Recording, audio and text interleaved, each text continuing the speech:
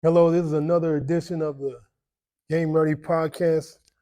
I guess I've been calling them gym talks. Um, this is just an effort to try to keep things consistent and keep everything as positive as possible as I go into this new year. You know, it's the second week of the new year. Um, I've kept my promise to myself to try to do at least one a week, and I ended up getting like maybe two episodes out of no three episodes out of one taping, if you want to call it that. And I expounded on my training philosophy a little bit. Today, I just want to talk about briefly about um, people, including myself, taking their physical activity very, very, you know, haphazardly, if you want to say it. Not trying to use too many crazy big words. Really taking their physical movement for granted. I started this training program. I used to do group trainings when I first started doing this in this industry as a trainer, and I got away from it due to COVID and due to the fact that it was kind of I was competing with other bigger box gyms and boutique gym organizations like Orange Theory, where they're offering pretty much the same product for the most part. So I just pretty much focused on the last 5 years on one-on-one training, and now that I've had the opportunity through a program through a a website that's owned by United Insurance Company, and it's their managed healthcare company that they offer this program to their customers, where they have the opportunity to choose from different training facilities and training types of training, from yoga to strength and conditioning, like I do, to cycling, anything that they offer that has some sort of partnership with Optum, their managed care company. So I it's been around for like a year. Oh, over the last year, I've had like several people interested. This is the first year where I had some people really actually show up to the session, and it's been really interesting. I'm a trainer, I'm a technician, and that's pretty much been a double-edged sword when it comes to what I do for a living, because the business side kind of gets taken taking a back seat to when you become a technician on certain levels, because your brain has just so much bandwidth when it comes down to focusing on certain things, and you unless you're very organized, and I don't tend to be the most organized person. My attention to detail is pretty good, but the organization aspect and focus, I'm like everybody else. I'm like a cat with a ball of yarn sometimes, and I'll get distracted and get pulled away from the main objective, which is to focus on the main thing that's going on at that point. And as a technician, I love training. I love creating programs. I love working with people. And this is just another opportunity for me to train people and reach out to some people who have not really been exposed to the type of training that I do. What I do is not really special. It's just organized in a way where it focuses on movement first, and the load is second. And we really have there's a cardio element in all of my training programs, that is not just pushing a sled or working some battle ropes. there's a cardio element based on how I shorten the rest times and increase the volume and the intensity, which is the volume, which is the mean the amount of sets and reps, and the intensity, which is the amount of weight that or the amount of resistance that's used through the movement, and that tends to give you it gets your heart rate up, and adds a if you're a cardio element, if you would. So I have the opportunity to offer this to a couple of people. Um, I'm doing it purely for the love of what I'm doing. It's business wise. It's not the best business decision. I'm gonna be honest with you. It's not the best monetarily as far as my bottom line, but as far as me reaching out to people and helping them even for a small amount of time and exposing them to my training, to the training methods that I've developed over the last several years. You know, it's a plus on that aspect. So you know, just mentioning that, you know, it just really kind of. I was talking to my daughter the other day, and we were, you know, I just called her to see how she was doing, and it kind of, you know, we kind of got off on the subject of what we, you know, on working out, and I've been slacking over the last several months due to me, you know, me doing this, making damn excuses, and being very complacent when it comes to my physical movement. Um, but you know, but I do something every day. I try to do something every day that gets my body physically moving and staves off the effects of me playing a sport for over 25, 30 years, where it was a very physical sport, which can lead to some, you know, to some degenerative issues, especially in my joints. So me being mobile and moving every day is very important. But I'm not real consistent with the intensity aspect of it, and that is where I have made some damn excuses, and if and I'm like everybody else, you know, you know, if you make too many excuses, it eats away at your confidence. It eats away at your ability to actually prove to yourself that you can do pretty much what you want to do. And just I'm talking from my aspect, from my point of view. Um, you know, I just get lazy as hell. You know what I mean? I just I get complacent. I get lazy.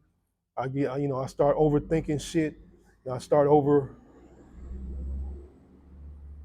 analyzing things and making things more complicated than what they should. And you know, that's something that I'm continuing to work on. I'll be 51 years old in March, which I'm blessed to say that I'm going to make that age. Um, you know, with you know, with some help. Uh, but I know I need to become more consistent. And as as my daughter and I were talking, I noticed my you know, when we were talking, you know, I got a little kind of judgmental about how some of the people who started my training program through this insurance program through Optum, they have had no physical activity, some of them over several years. And being human, being kind of like, you know, self-righteous, you tend to judge people off of that. And that's the wrong attitude. And it kind of, and as I was talking to my daughter, I try to make sure that I'm mindful. And as I'm talking to anybody, I'm just trying to be mindful, just to be, you know, just to be just be understanding about certain things. And one of the things that came out of my mouth was not really understanding. And and as I reflected on our conversation, you know, it wasn't good. Um, I'm not a judgmental person. I just really I try not to be. I guess I am kind of judgmental at a certain point, but I try to put things in perspective and put and look at things through other people's experiences and try to really have a understanding that of why things are the way they are. Um, you know, I've been blessed to be in this position to be able to help people, and I've been blessed to be in this position to really have a positive impact on people's lives by showing them that really you don't have to spend 2 hours in the doggone gym in order for you to get the maximum benefit out of it. And a lot of people have this idea. It's either feast or famine. And then this training program that I'm with this, it's really, I'm treating it as a group training program. I'm going to teach these people over the next 8 sessions that it does not have to be where they have to be in the gym for 8 hours or 2 hours. You can get a great workout with a warm up, a mobility circuit, strength circuit, and cardio. And if you want to do some core work, within 45 to 48 minutes. And if you do that 3 to 4 times a week, and you include some sort of cardiovascular work, which is more than likely going to be walking. Walking is one of the best exercise modalities that you can ever do. Anybody who walks consistently, they are extremely healthy. You know, I can go just by my own experience over the last year, really over the last 2 years since my mom passed away from some preventable diseases.